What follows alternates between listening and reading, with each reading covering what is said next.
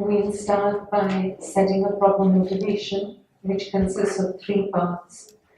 Keeping in mind both what we visualize and how we visualize it. In the space in front of you, visualize the refuge field, Buddha Shakyamuni, His Holiness the Dalai Lama, any enlightened beings you feel close to in relation to wisdom and compassion, and how we visualize them like very loving, kind, affectionate parents who are looking directly in your eyes. Visualize the bodhicitta field, your 2 kind parents, mother on the left and father on the right, and all the dear kin sentient beings surrounding you, leaving none aside. And here you are looking into the eyes of each and every sentient being with immense love, compassion, and kindness, leading them in this practice. And third, what is the purpose of this practice of study, reflection, and meditation? Is to manifest the seed of perfection, the Buddha nature, which is inside each one of us, but which is right now covered by the various mental defilements, the gross ones, afflictive obscurations, in the form of afflictions, contaminated karmas, and the active seeds of those 2, and the subtle mental defilements, the cognitive obscurations, the smell like latent seeds of the afflictive obscurations. And we remove these both through the wisdom of emptiness, fueled by the unconditional love of bodhicitta, grounded on renunciation. And we make the aspiration to become Buddhas in order to benefit all sentient beings. With that, we start reciting the prayers on page 3 of the non-dual blaze of bodhicittas. Enthused by great compassion, you taught the immaculate Dharma to dispel all perverted views. To you, the Buddha Gautama, I pay homage. Enthused by great compassion, you taught the immaculate Dharma to dispel all perverted views. To you, the Buddha Gautama, I pay homage. Enthused by great compassion, you taught the immaculate Dharma to dispel all perverted views. To you, the Buddha Gautama, I pay homage. Independent origination, there is no ceasing, no arising, no annihilation, no permanence, no coming, no going, no separateness, and no sameness. I prostrate to the consummate Buddha, the supreme among all teachers, the one who taught this peace, which is freed of elaborations. I prostrate to the mothers of the hearers, the bodhisattvas and the Buddhas, who through the knowledge of all leads hearers seeking pacification to complete peace, who through the knowledge of paths causes those helping migrators to achieve the aims of the world, and who through the possession of omniscience helps subduers expound a variety of teachings, the one who has transformed into the reliable guide, motivated by altruism to benefit sentient beings, the teacher, Sugata, and protector, to you I make prostrations, the one who has eliminated the web of conceptualizations and is endowed with the divine bodies of the vast and the profound, who eternally shines forth the forever noble light rays. To you, the Buddha, I make prostrations. I go for refuge until I'm enlightened to the Buddha, the Dharma, and the Sangha. By my accumulations of the practice of giving and so forth, may I become a Buddha to benefit all sentient beings. I go for refuge until I'm enlightened to the Buddha, the Dharma, and the Sangha. By my accumulations of the practice of giving and so forth, may I become a Buddha to benefit all sentient beings. I go for refuge until I'm enlightened to the Buddha, the Dharma, and the Sangha. By my accumulations of the practice of giving and so forth, may I become a Buddha to benefit all sentient beings. Sanghe chodam soki chodam Chonam chanjo bardo dane gyapso che dage jinso kebe sonam gi chola penje sangye jubare sho. Inspired by wisdom and compassion, today in the Buddha's presence, I generate the mind of full awakening for the benefit of all sentient beings. We'll recite the dependent origination mantra 3 times.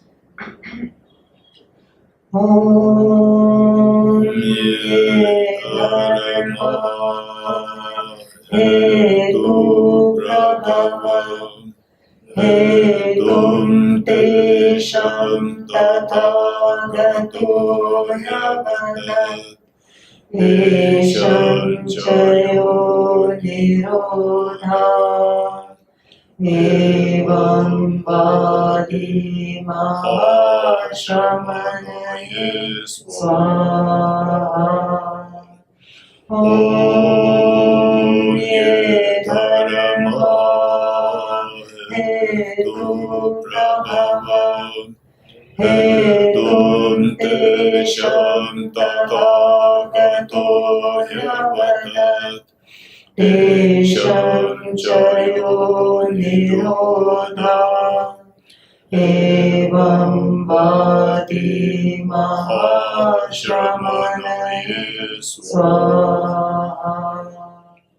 Om Ye Dharma Hetu Prabhava Hetum Tesham Tathagato Yavadat Tesham Chayo Nirodha Evam Vadi Mahashamanaye Swaha. All phenomena arise from causes. The causes are taught by the Tathagata. The cessation of the causes as well is taught by the great seer. Profound, peaceful, elaboration-free, clear light and non-composite. Such is the nectar-like dharma I have discovered. Finding no one to fathom this teaching, in silence I will retire into the woods. Beyond utterance, thought and expression is the perfection of wisdom, which is unborn, unceased, and has the nature of space. It is the object of apprehension of the self-realized wisdom. To you, the mother of the Buddhas of the 3 times, I pay obeisance. The Guru is the Buddha, the Guru is the Dharma, likewise the Guru is the Sangha. The Guru is the source of everything wholesome. I go for refuge in the Guru. By the sound of the vibrant drum of Dharma, please liberate all beings of miseries. I beseech you to kindly remain and give teachings until the end of the expanse of billions of eons. The Buddha does not wash the negativity of beings, nor does he remove their miseries by his hands. His spiritual realizations are not transferred to them. It is by teaching the truth of suchness that beings are liberated. With folded hands, I beseech the Buddhas of all directions to shine the light of Dharma for all bewildered in mystery's gloom. If you are attached to this life, you are not a spiritual practitioner. If you are attached to samsara, you have no renunciation. If you are attached to your own self-interest, you have no bodhicitta. If there is grasping, you do not have the view. Please turn to page 14, Praise Shakyamuni Buddha. To the founder, the endowed transcendent destroyer, the one gone beyond, the foe-destroyer, the completely perfected, fully awakened being, perfect in knowledge and in good conduct, Sugata, knower of the world, supreme guide of human beings to be tamed, teacher of gods and human beings, to you, the completely and fully awakened one, the endowed transcendent destroyer, the glorious conqueror, the subduer from the Shakta clan, I prostrate, make offerings, and go for refuge. When, O supreme amongst humans, you were born on this earth, you paced out 7 strides, then said, I am supreme in this world. To you who were wise then, I prostrate. With pure bodies, formed supremely pure, wisdom ocean like a golden mountain, fame that blazes in the 3 worlds, winner of the best, Lord, to you I prostrate. With the supreme science face like the spotless moon, color like gold, to you I prostrate. Dust-free like you, the 3 worlds are not, incomparable wise one, to you I prostrate. The Savior having great compassion, the Founder having all understanding, the field of merit with qualities like a vast ocean, to you the Tathagata I prostrate.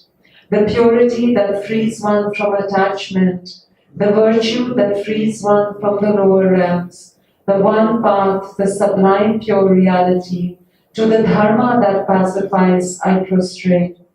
Those who are liberated and also show the path to liberation, the holy field qualified with realizations, who are devoted to the moral precepts, to you the Sangha I prostrate.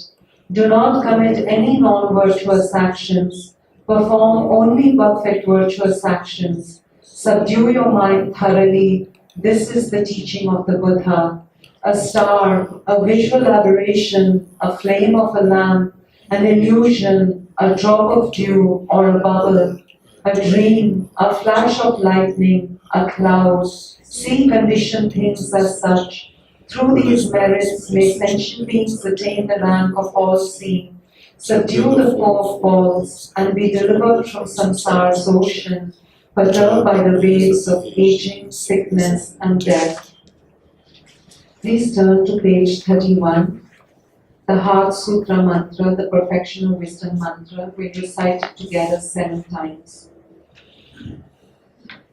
Tayatha gate gate paragate parasangate bodhisvaha Tayatha gate gate paragate parasangate bodhisvaha Tayatha gate gate paragate parasangate bodhisvaha Tayatha gate gate paragate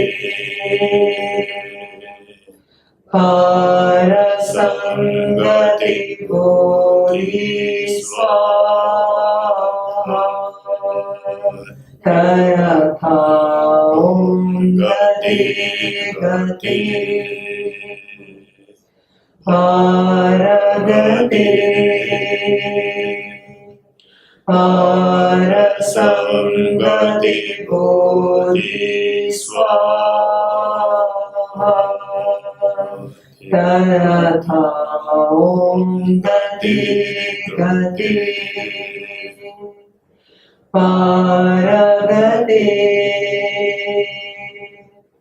parasangate bodhisvaha Tayatha gate gate paragate parasangate bodhisvaha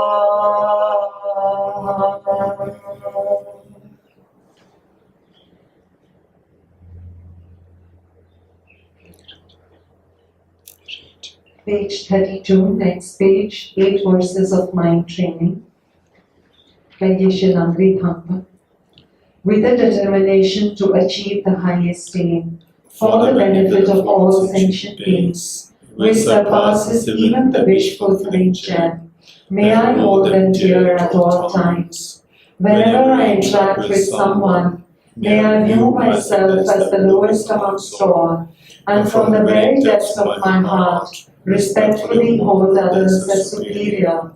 In all my deeds, may I probe into my mind, and as soon as mental and emotional afflictions arise, as they endanger myself and others, may I strongly confront them and avert them. When I see beings of unpleasant character, oppressed by strong negativity and suffering, may I hold them dear, for they are rare to find, as if I have discovered a jeweled treasure. When others out of jealousy treat me wrongly with abuse, slander and scorn, may I take upon myself the defeat and offer to others the victory. When someone whom I have helped or in whom I have placed great hopes mistreats me in extremely hurtful ways, may I regard him still as my precious teacher.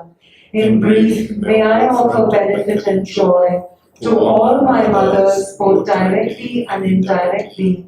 May I quietly take upon myself all the hurts and pains of my mothers.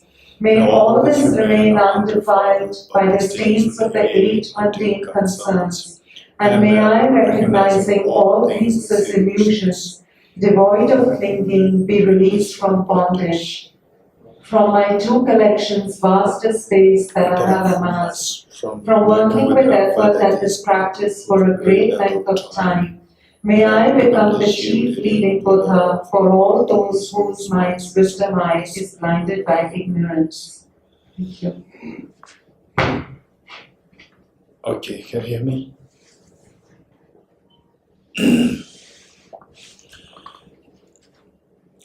Okay.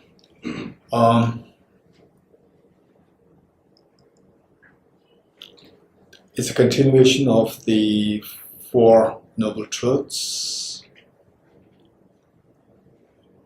Bojal can hear the sound is little.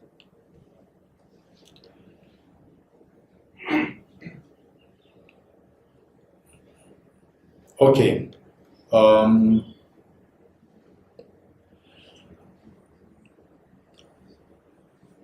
Sounds fine. A little louder.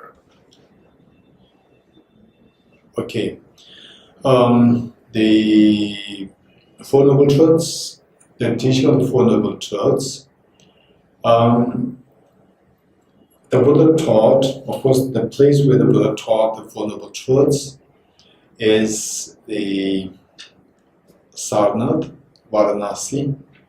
When the Buddha was giving this teaching on the 4 Noble Truths, Buddha taught it on the basis of, on the basis of the reality that we live in, which is not really desirable, and then how to overcome this, how to get out of this, the reality of the miseries that we go through. So in this regard, the teaching of the 4 Noble Truths is taught, and the mantra which we recited just in the beginning, Ye Dharma Hetu Prabhava, Yetum Desham Tathagato, Yavatat Desham Jayu Niruddha Evam Padima Shramana. So this mantra rightly reflects the teaching of the 4 Noble Truths. And to go into a little more detail, last time what we did was the how the Buddha taught 4 Noble Truths in the form of the 3 sets, and each set consisting of the 4 teachings, 4 lines, which means 4 into 3 equals 4 into 3 equals 12. The 12, this known as the 12 repetitions. 12 repetitions or the 12 recitations. And the first set is just identifying what the 4 Noble Truths are. So Buddha said, this is the truth of suffering, this is the truth of cause of suffering, this is the truth of the cessation of suffering and its causes, and then that this is the truth of the path leading to cessation. This is simply identifying what the Four Noble Truths are. So pertaining to that, what we discussed earlier in the early classes, I think like 2 or 3 sessions, what we discussed was identifying the, say, truth of the suffering. We talked about the 3 kinds of suffering.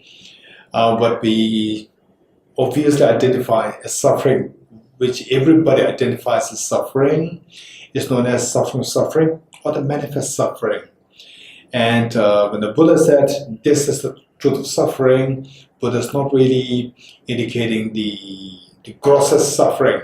Gross suffering meaning suffering which everybody, even the animals, could easily identify them as suffering. For example, hunger, thirst, bully, fear, anxiety, and so forth. All these fall in the category of what is known as the grossest suffering. And so just to get rid of the first suffering, we don't really require any kind of philosophy or any kind of the religion, any kind of practice. This is something quite easy. Everybody can do that.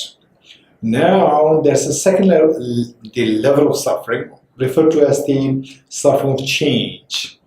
Suffering of change, which the ordinary people identify as happiness, in actuality is a suffering. For example, say like eating a poisonous food, eating a poisonous but a very delicious food, a poisoned delicious food. So there we eat this food, is very delicious, but it will kill you. So this is not really a wise thing. So which is so tempting initially, and eventually it will take us to more suffering. That is known as suffering of change. Okay, so we already went into great detail to explain this, and those of us who are more interested to go into detail, the recording is available.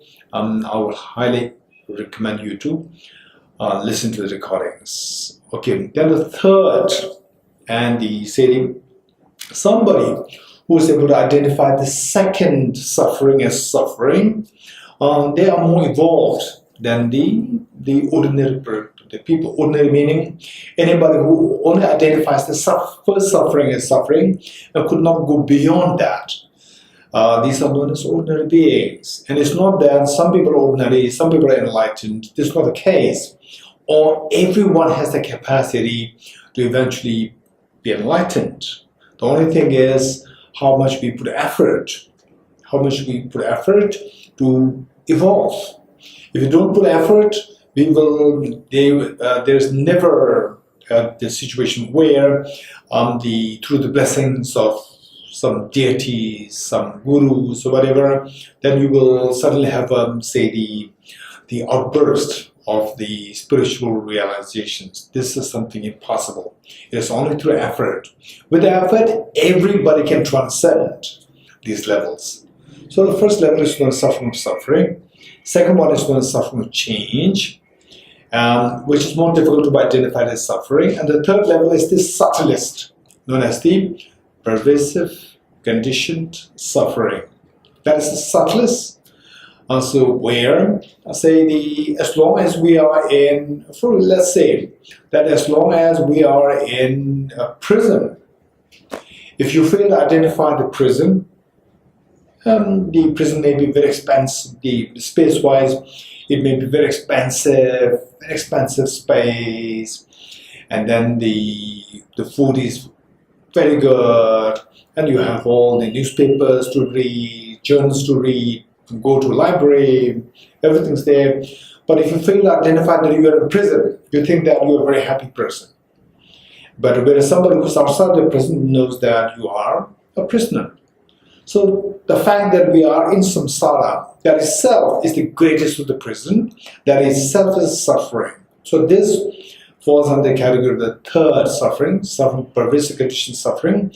The fact that the factors which brought us into prison, as long as we are under the force of these factors, you are a prisoner, even though you have good food there, swimming pool, flower, garden, and so forth, still you are a prisoner. So that is the third level of suffering, known as the pervasive conditioned suffering, which we already explained in great detail in the early classes. So this, it's just like say the recapitulation of what we did earlier, or the recollection of what we did earlier, review of that. Then the second, identifying the second truth, the truth of the cause of suffering. So all these miseries that we go through, for example, say in a life, if we reflect on our own life to see what the kind of lifestyle that I went through when I was in my teens, then my college days, then in the university, then going for a job, and so they say if we explore, just do a little bit of review of one's own life, we see that what moments of happiness, what moments of miseries, what moments of sadness, if we try to say look for say how much time I spent over the suffering, happiness, and so forth, we see that we're still struggling. We're still struggling. Overall speaking, you are still struggling, which means that what we aspire is not something that we have accomplished yet. We are still struggling to achieve that goal, which means that the struggling to get something which we are yet to get. So overall speaking, we see that there is something inside us which we seek, yet we are yet to achieve. That is this is a bare fact of our life. So now the question is that if this, and in the process, what is it like? Say it's just mental tension and stress and sadness, the anguish and so forth.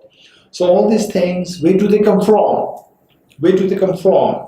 It's not purely external. When we don't go into this kind of the analysis, we see everything as external. Say when somebody throws a party, then we feel very happy. Then when somebody, okay, so come with me, we'll go to a 5-star hotel, then we feel happy. It's not like happiness outside there. The reality is that the external factors are there.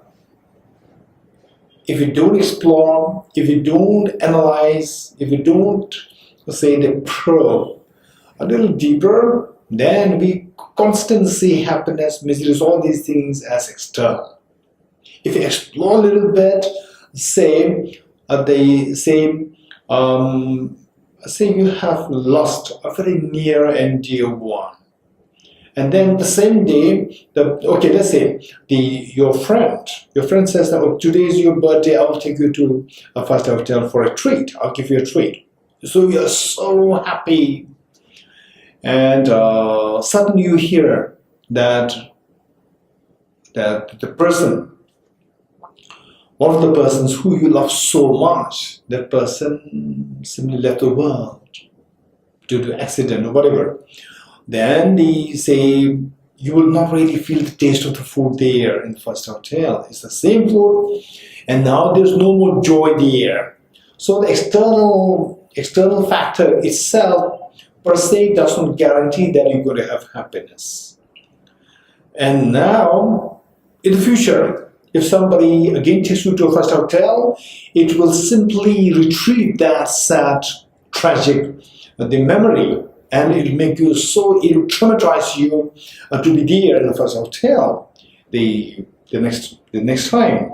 So the point is that external factors, when we don't analyze a little deeper, then we see the happiness, miseries, all these things as something external.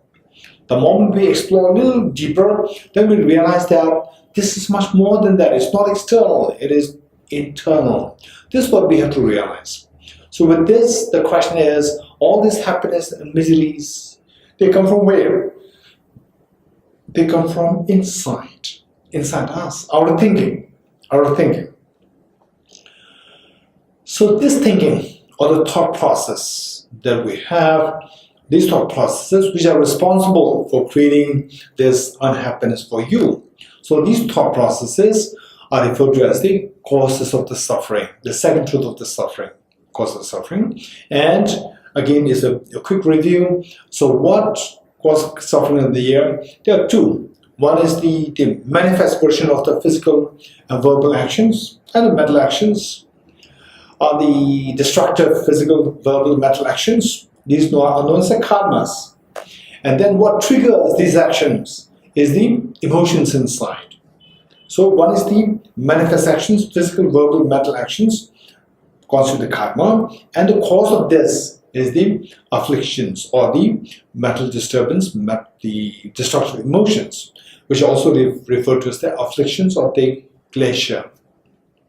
So in short, the second cause, the identifying the second noble truth, the truth of the cause of suffering. What are the causes? So the Buddha identified the contaminated karmas and the afflictions. Okay, that is the second cause.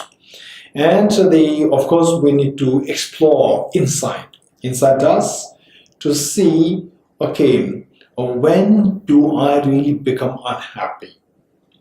So we see that this is when physically, when we become really aggressive, mentally we become really aggressive, physically when we submit to the non-virtuous or the non-virtuous karma, negative karmas, and then mentally, emotionally, destructive emotions, then we become unhappy. So these two things, contaminated karmas and afflictions, are responsible for the miseries. Okay. Then, on the truth of the cessation of suffering. Truth of cessation of suffering, if the cause is cut, if the root is cut, then however numerous poisonous plants, poisonous leaves, they're growing on the tree, they will all dry on their own. Likewise, if you cut these two roots, and these two finally we see that even these two, contaminated karmas and afflictions, they are rooted to what is known as ignorance. Technically, it is known as self-grasping ignorance. So when we cut this ignorance, it is cutting the root. Once you cut the root of the poisonous tree, all the innumerable, however millions of the poisonous leaves they are growing there, they will all dry automatically. So when you cut the cessation of suffering, cessation suffering and its causes, when you cut the ignorance, afflictions, and the contaminated karmas, then automatically the miseries will come to an end. So that is known as the third truth, the truth of the cessation of suffering and its causes. Okay, then the next is it will be wonderful if I have that experience, if I get this experience where sickness, aging, death, agitation, anger, and the anxiety, all these, they say the undesirable experiences, if they come to an end, that would be wonderful, it's amazing. Cessation of suffering and its causes, that's wonderful. But how can I do that? How can I do that? For that, there's the fourth truth, the truth of the path leading to the cessation of suffering and its causes. So the truth of the path is taught. For the path, finally, what we need to learn is that the suffering, what is the final cause of the suffering is the ignorance. What we learned is contaminated karmas and afflictions, which in turn arise from the ignorance. So we have to get into ignorance. How to get into ignorance? It is only through introducing the counter force, opposite force. And ignorance, the opposite force is wisdom. So it is through introducing the wisdom. What kind of wisdom? Wisdom which is directly in opposition with the ignorance pertaining to how the object is viewed. So ignorance, it views things as so solidly there, so independently there, and on the contrary, the reality is that things are all dependently existent. Nothing is independently there. So the wisdom should be the wisdom to see things as empty of being real, empty of being independent, see things as dependently real. Also, interdependency. This is wisdom that needs to be cultivated. So the path is the path of the wisdom to see things as interdependent. Okay, this is the very quick overview of the first set of the teaching on the Four Noble Truths, which is the set on identifying the Four Noble Truths. Okay, that is done. Now the second set. The second set is the teaching of the Four Noble Truths pertaining to the practice. The practice associated with each of the Four Noble Truths, the practice. And as for the practice that the Buddha taught, this is what we need to really pay a little more attention to this. For the practice, the Buddha taught the truth of the suffering is to be identified. The truth of the cause of suffering is to be eradicated.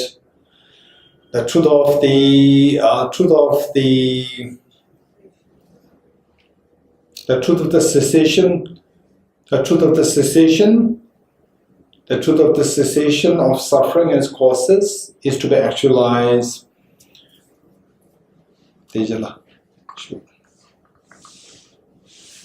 Okay, the truth of the path leading to the cessation has to be practice. Okay, this is what to be done.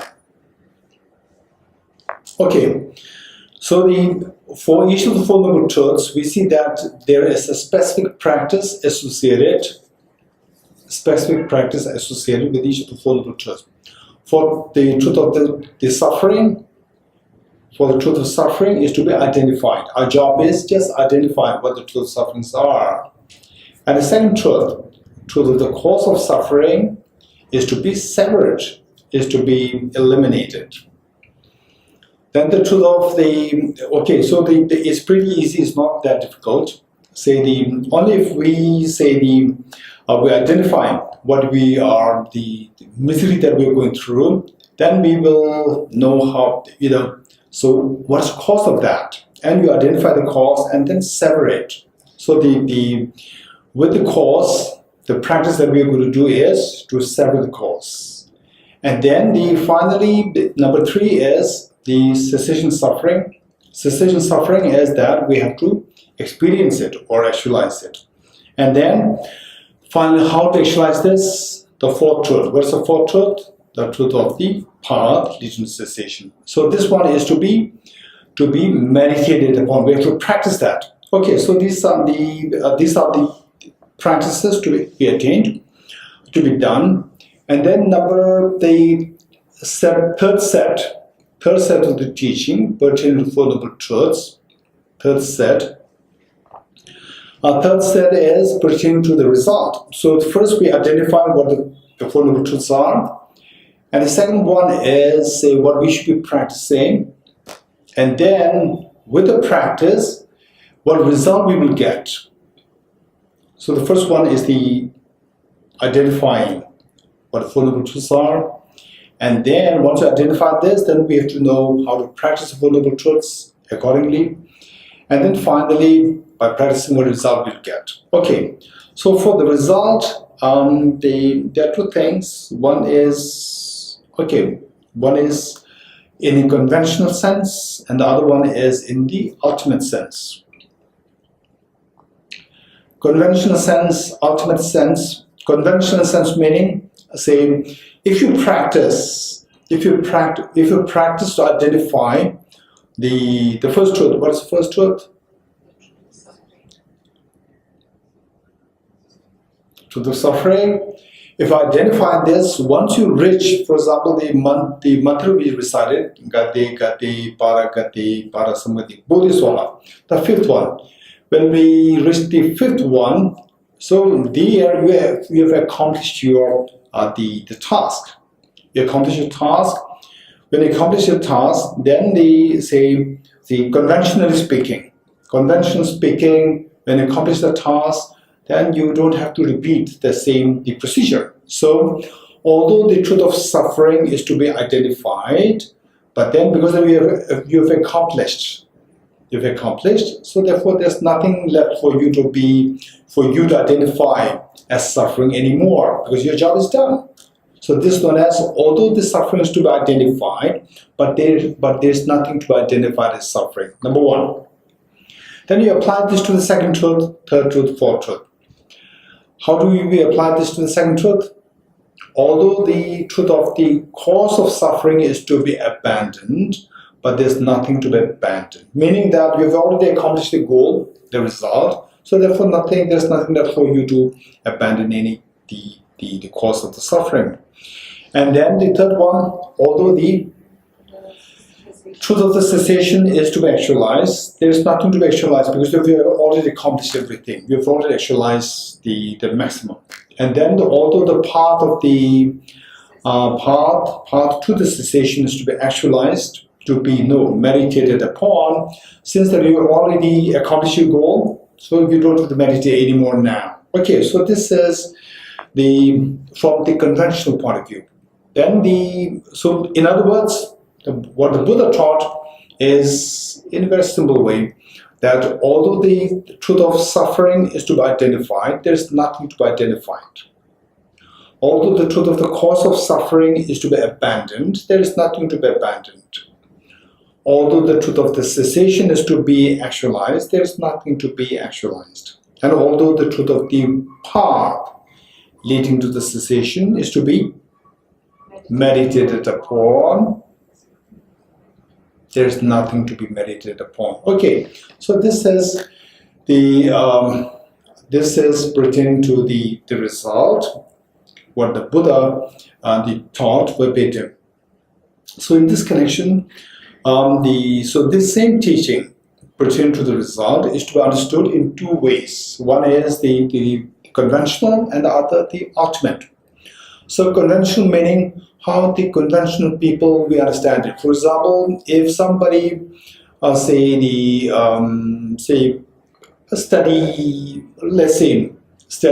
English with the aspiration to become a professor in English, and eventually the person become a very popular the English professor, not only popular, somebody who become a Nobel laureate in literature. So there, that person doesn't have to learn the basics of English anymore. So that is one thing. This is how the ordinary people understands it.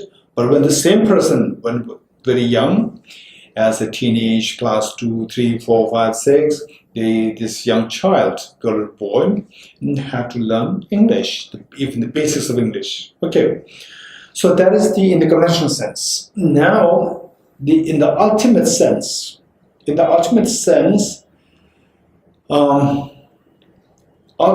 meaning that what is a little beyond conventional thinking.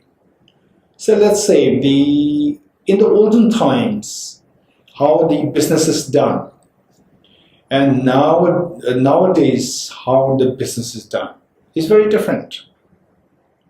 In the olden time, everything has to be done related to the solid objects. So we need to have, what we call it, barter system. So there, we need to have the sort of things to sell and to get something solid. Nowadays, it's just if you have the creative thinking and you're good in the IT and you are very creative, you have creative ideas. From this, you can do the business like 100,000 times more successful than how it used to be done many years ago. So the thinking is very different, thought process is very different. So how in the olden times the business thought and today's business thinking is very different. In the olden times, sending letters to the family members and so forth, and today sending letters to family and so forth is very different. Okay, so in the olden times, for example, to send one letter from India to America, also the reply you can expect earliest, generally speaking, not with the general letter, minimum you have to expect like you have to wait for up like 20 days. You send one mail to America and then expect the reply. If the other person is very prompt, you can expect the earliest, like 20 days, not earlier than that. But today, if the other person is prompt, you send it, within 2 seconds you get the reply back. Okay, the technology is very different, system is very different. Likewise, our thinking, very conventional way of thinking, and there is thinking which is beyond that. Thinking beyond that is known as ultimate thinking. Thinking or the thought process, ultimate analysis. And how the ordinary people think is known as conventional thinking. There are 2 things, conventional thinking and ultimate thinking, or conventional analysis and ultimate analysis. With the conventional analysis, what we understand of things, you go to the market, you go to any government office, your friends to meet your family, friends, and so forth. So there, all these thought processes come under the category of the conventional analysis. Now there is one thought process which is beyond, or which does not tally with this group, which is a little beyond how we think in the conventional way. For example, let's say that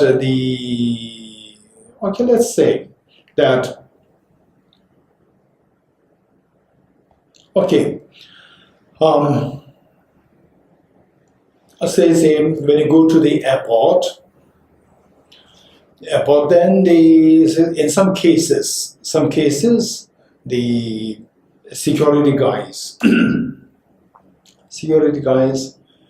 they ask you, they say not all, in some cases, some flights, they ask you as to whether or not your check-in baggage, you did the packing yourself or somebody did it for you. All these questions are being asked. So there, and do you have a power bank in your check-in baggage?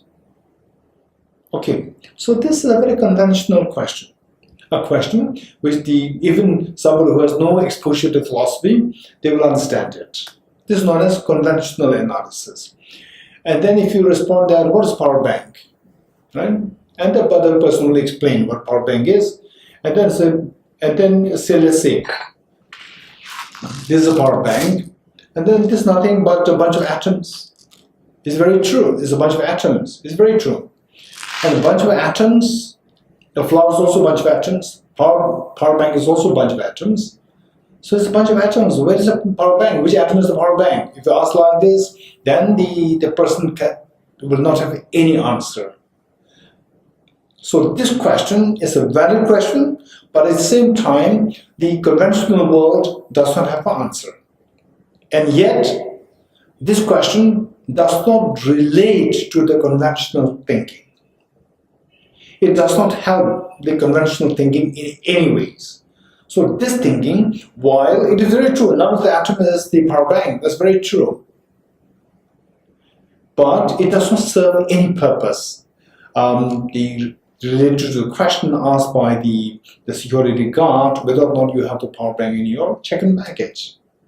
Okay, so there the question is not talking about the basic constituents of this power bank. We are not talking about electrons, protons, atoms, and so forth. It's about how we see it as a power bank, not as a flower. So that is the convention. The moment you go beyond this, and even the power bank will make no sense, the flower will make no sense, and so there you cross the border of the conventional acceptance of what the power bank is, what a flower is, and so forth. So this kind of analysis, where the one crosses the border of conventionality, that is known as ultimate analysis. Okay, with this, then we can, just for a little digression, then we can explore into, for example, neuroscientists.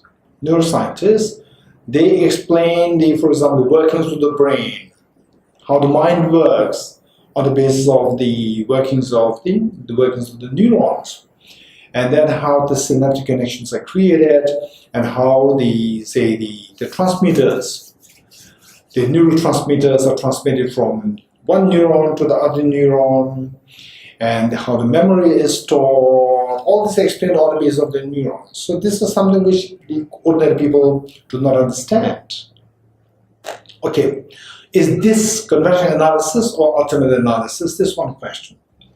Then we can go still beyond this, more complicated, as for example, the quantum physics. With quantum physics, let's say that, okay, what I'm seeing is, let's say the flower there. What I'm seeing is the flower. And from the quantum physics point of view, unless out there, the object out there, unless it encounters with observer, the subject, observer, observed, doesn't make any sense. Observed has to be accounted for on the basis of the observer. Independent of the observer, observed makes no sense. So what is out there? So conventionally we say what's out there, there's a flower there. This is conventional understanding. Now quantum physics is saying that what's out there independent of the observer, it makes no sense. So this analysis, which is brought by quantum physics, does this come under the conventional analysis or ultimate analysis? These are all the questions, very important questions that we need to reflect on. Okay, keeping that aside, going back to the main point is that, say, the analysis, which is a valid analysis, yet does not conform to the conventional acceptance. That is known as the ultimate analysis. From the point of view of the ultimate analysis, say, what I see as a human being, if you go into the atomic level, even the human being disappears. What I see is the flower. If you go to the atomic level, even the flower disappears. So we see that with this kind of analysis, and how the conventional world accepts things will tend to then get dismantled. So this analysis is known as ultimate analysis. Yet, ultimate analysis plays a very important role. Ultimate analysis plays a very important role. How, for example, let's say in the dream, somebody say brings a cup of tea for you. Is this tea or not? You say yes, and then the other person, no, this is dream tea. It's just a dream, it's just a mind. You will not agree with that person because you see it as so real, the dream tea as the real tea. The moment you wake up, then you realize that this is a dream tea. It's coming from a mind. Likewise, when we come to realize, when we have the understanding of the ultimate analysis, where you go into the atoms, the object disappears. Where is that object which was seen as so solidified, objectified out there? Where is that? It disappears. Where is that? So which means that earlier I saw it as so objectified there, so real, so solid there. And now, when I go into the atomic level, it disappears. Which means that it's not really from the object. It disappears. Simply the perception changes. Earlier I perceived that object as a flower. Now I perceive the same object as a bunch of atoms. But on the object there's no change. But for you there's a drastic change happening. Earlier you saw a flower. Now the flower disappears. Instead you see a bunch of atoms. Okay. So there the benefit, what is the benefit? Is that then you start questioning. You start questioning the perception. Earlier, you believed in your perception so much that you just trusted your perception that, yes, of course, the flower is there, I can see this. You just trust your perception. 100% you trust your perception. Now, with this analysis, you come to question your perception. Even my perception is not reliable, it is questionable.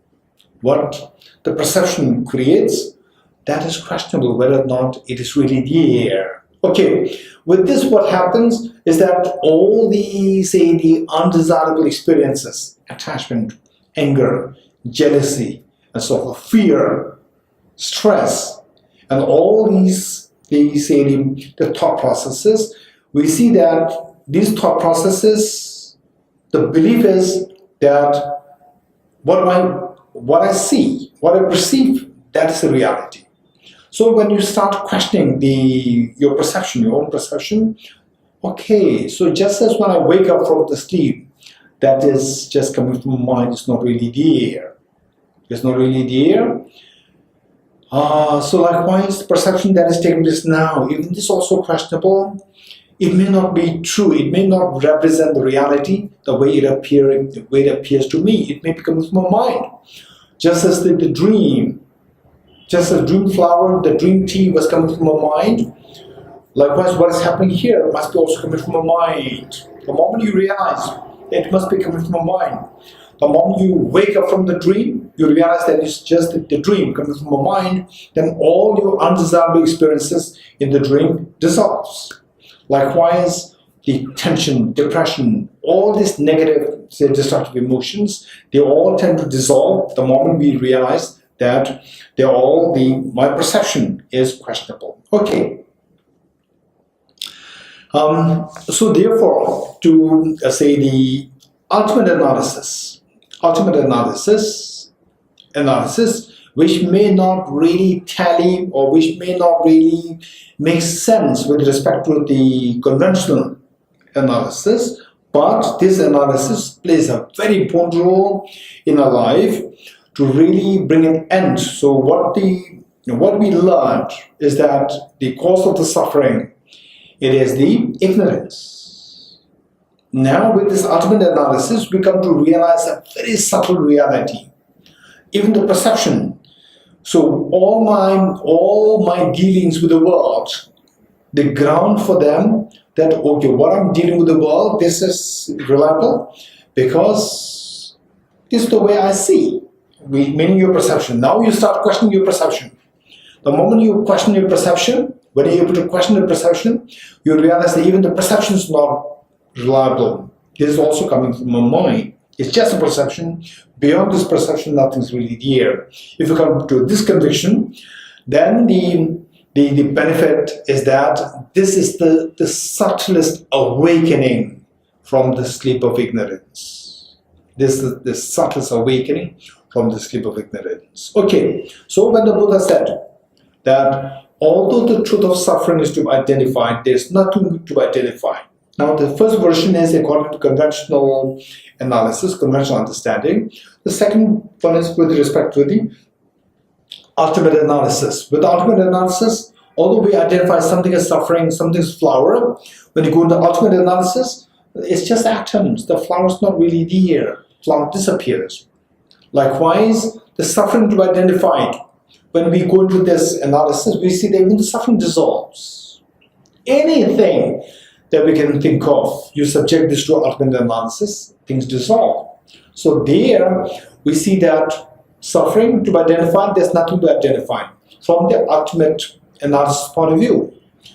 And the cause of suffering is to be severed, is to be abandoned. There's nothing to be abandoned from the point of view of the ultimate analysis.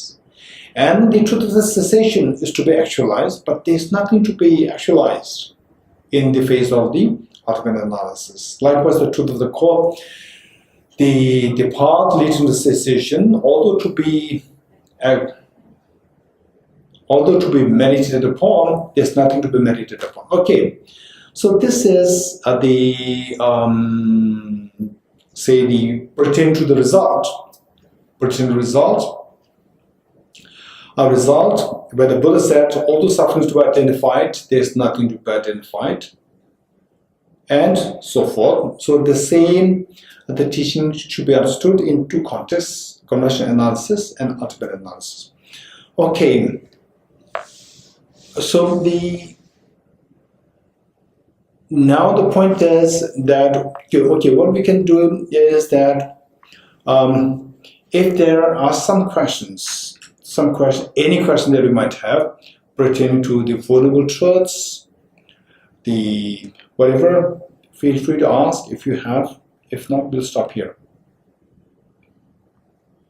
Any questions? Yes.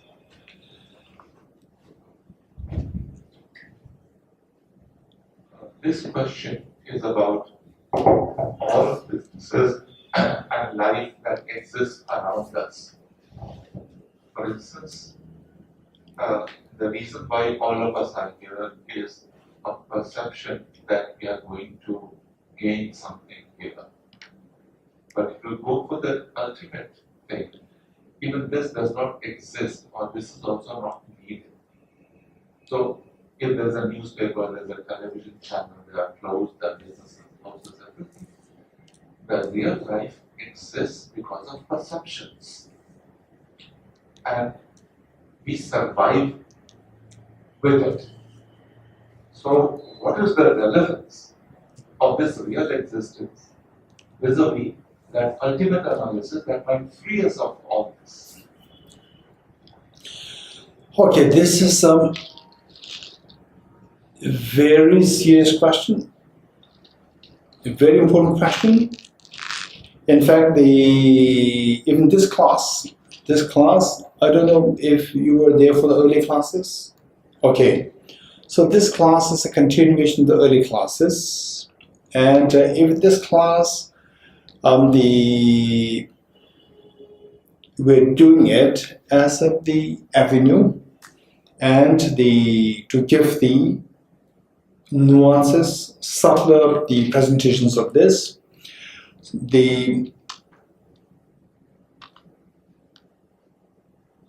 Okay.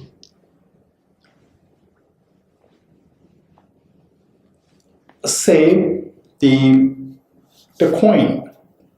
The coin has two sides. Two sides.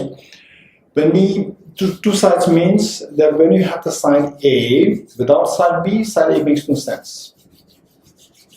Likewise, ultimate analysis, what is seen by the ultimate analysis, what is seen by the conventional analysis, these two are attached to each other. It's not that, okay, so what I'm seeing, what I'm experiencing doesn't make any sense because I'm using the ultimate analysis. So this is like saying that B makes no sense, side B makes no sense, it's just side A. So this, you are seeing just one angle, you are not seeing the other side. Okay. So when you say the A is there, B is not there, this is nihilism. Nihilism. So when you say the point is, okay, one thing, to be very direct, and which you may not be convinced at this point, is that what is seen by ultimate analysis, beyond perception, nothing is there. This concept, which is very profound, versus nihilism, there's a difference. So when we say nothing is there, there's nobody we experience, makes no sense. There's nothing in the air, right? When you say this is purely nihilism. You're getting it? It's purely nihilism, and the other side is emptiness with respect to in the eyes of the ultimate analysis. Emptiness in the eyes of the ultimate analysis and nihilism, there's a stark contrast. Okay, to really understand this, we need to understand what is known as the 5 points. 5 points. Say the emptiness in the face of ultimate analysis. So this emptiness doesn't mean nothingness. So when you say, oh, nothing's there, then this is nihilism. This is very risky, and there are philosophers who believe in this philosophy, solipsism. This is one philosophy which believes in nihilism, and hedonism is a form of that. Hedonism, which doesn't believe in the rebirth, it's just whatever, this life is just finished, done. This is one, so they fall more into the nihilism part. But with the emptiness, the beauty of emptiness is you see the dependent origination. Emptiness. So how? Again, don't just believe in this, we have to know how. How the concept of this emptiness is explained by the in the ultimate analysis, things are empty. So this concept means that independently, as I said earlier, independently, objectively, the way the quantum physics explains that objectively nothing is there. It is purely dependent on the observer. So likewise, independent of the observer, independent of the subject, nothing is there. Things are there. Things are there by dependence on the subject. Things are there. Nihilism means nothing is there. Dependent, not dependent, nothing is there. This is nihilism. So here we are talking about things are there. Things are there, but things are there only by dependence on the subject. Only by dependence on the mind. Okay, for this, what is important is that somebody who's really interested in this, you have to study this philosophy. This philosophy is so important. For this, the basic question that we need to deal with is two questions. The first is, do things exist? Do things exist? If you say no, right? Say somebody who comes to Tibet house, attend this class, what we learned is in the ultimate analysis, nothing's there, so therefore nothing makes sense, it's just perception, beyond perception, nothing's there, so therefore all experiences, they're just nothing. If this is what you say, first question, do things exist? If the answer is no, things don't exist, this is nihilism. Right? This is not at all even close to the understanding of the emptiness in the eyes of the ultimate analysis. In other words, if you say no to the first question, do things exist? If the answer is no, you fall into nihilism. Now, if you say yes, things do exist, everything exists. If you do good things, if you do virtue, happiness will follow. If you do non-virtues, miseries will follow. If you do good, miseries will not follow. If you do bad, happiness will not follow. So this efficacy of the cause and effect, if you're able to account for this, if you say that this exists, only then you are entitled to go for the second question. Second question is, how do things exist? Do things exist independently or dependently? This question. Do things exist independently? Second question, if the answer is no, things don't exist independently, right? Things don't exist independently. Things do exist, they don't exist independently. How do they exist? They exist dependently. Then only you understand emptiness. Only then you understand emptiness if your answer is no to the second, not to the first, right? So whereas many people, the danger, so therefore it is said that this concept of emptiness is forbidden to be taught to the newcomers. It doesn't mean that, it doesn't mean that you are not entitled to teach this to anybody. Provided, say, even if the person is very new, even the person is a newcomer, still if the person maintains a very open mind and the person is person has the sharp faculty, these two things intact, then you can teach, it's fine. Whereas if somebody is not that sharp, then we have to teach it systematically. For example, say to build, for example, a statue, Buddha statue, metallic copper statue. One system is, first you make a mold of that. You make out of candle, out of wax, you can make the Buddha, which is very easy to make. Design it properly. And then, say, on that wax, then you put the mud, the clay. And then you burn it, and the wax melts. And the clay will maintain all the features of the Buddha inside. Then you put the metal inside, the burning red hot metal inside, and then the metal will take the form of the Buddha statue. Okay, there's a systematic step. It's not that just right directly, bang around and make the Buddha statue. So there are steps. Likewise, for somebody, for generally speaking, it is advised to teach this in a very systematic way. But they just force here, maybe just the day one. For that, idea is just ask the two questions. Okay, first, what we need to know is that there is a distinction between nihilism versus emptiness concept in the eyes of the Atman analysis. Emptiness and the nihilism, there's a difference. What's the difference? On the basis of the two questions. First question, if you say no to the first question, you fall into nihilism. This was not emptiness. If you say yes to the first question, then you are entitled to give an answer to the second. If you say yes to the first question, then everything exists. Everything exists. That we should be kind towards your parents, that we should be kind towards each other. This will give you happiness. This will give the world happiness, harmony. All these things are, say, the facts. All these things are, say, the reality. You accept this. Then you ask the second question. Do things exist independently? Then the answer is no. They exist dependently. They exist, but dependently. Okay, this is how we have to resolve this, the question.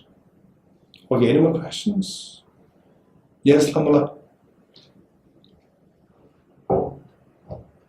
Geshe, just one question.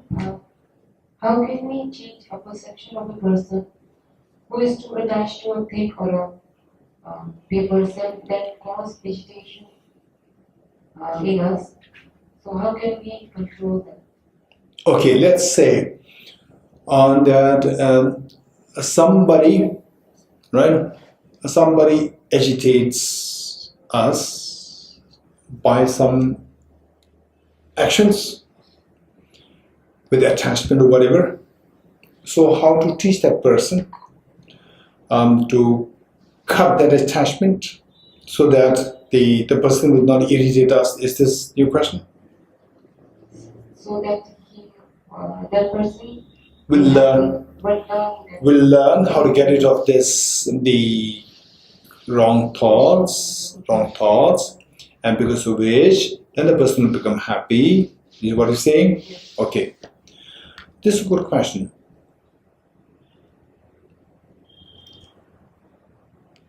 The best thing is,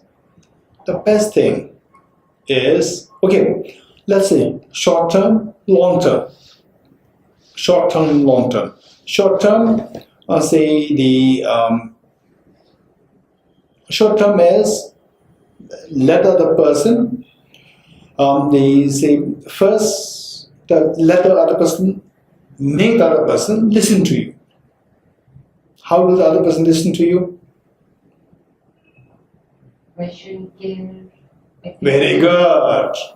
This is extremely important factor. The moment you genuinely give love and affection, very skillfully, otherwise the other person may mistake that for your weakness. Oftentimes people, when you're being very kind, gentle, they say that she is very soft person, she is very weak person, right? Okay, so skillfully. And how to be skillful? This again is a very separate discussion, very important and separate discussion, right? So skillfully you have to say show love and affection. The moment the other person senses that you are very smart, you can easily abuse the person. Instead of that, you are showing love and affection. Means this is not a weakness. This is her strength, Kamala's strength. And then it's a love and affection. The moment the other person feels a genuine love and affection, the person will listen to you. That opens the receptivity of the other person. Once the receptivity is created, Then you can say that, okay, you have this problem. It's not just you. I also have this problem. Everybody has this problem. And this problem can be solved. In the modern education system, we don't find any solution to solve this problem. But there is the method taught by the early masters, the Aranigarjuna, Acharya Chandrakirti, then the Bodhisattva Shanti Deva. These teachers, they taught, there's something called how everything's like a dream and so forth.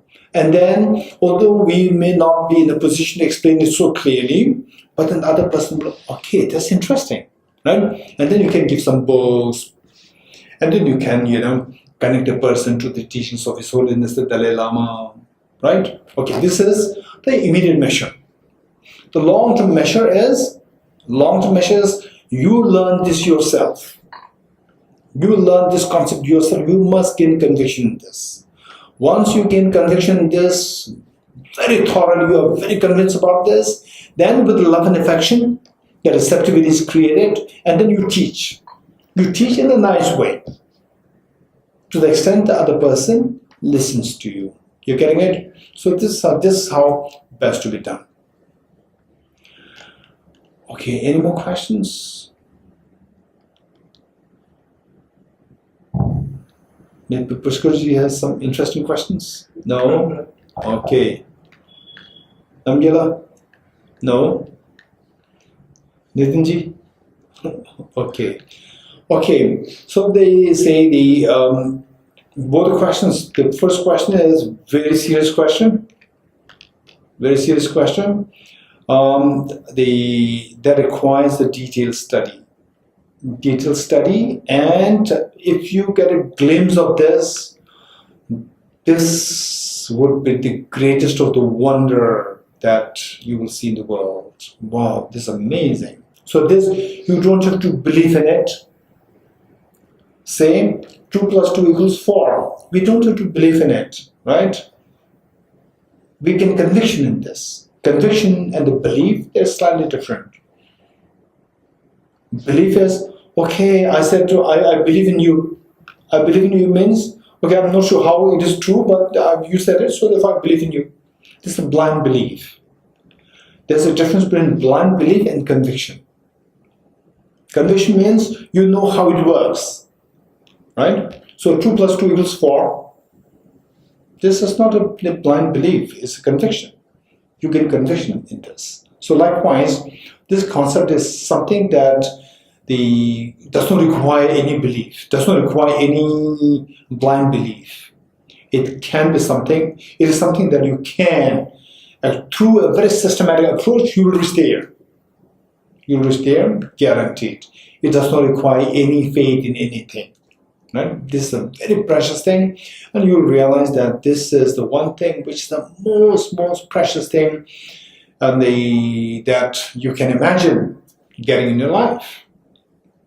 And then the humorous question is very serious question, very important question. How we can skillfully help others. Yeah. Okay, good. Addition prayer. Let's turn to page 278. Additional dedication prayers.